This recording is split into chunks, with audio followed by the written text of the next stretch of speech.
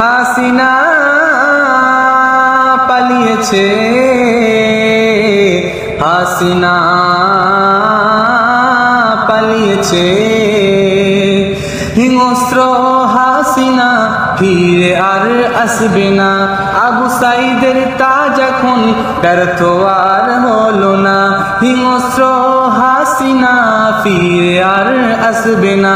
আবু সাইদের তাজ এখন ব্যর্থ আর হলো না। ওলামাদের ফারিয়াদ কবুল হয়েছে, যুব সম্প্রদায় হুঙ্কার দিয়েছে।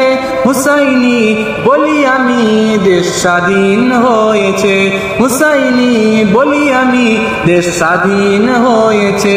হাসিনা পালিয়েছে, হাসিনা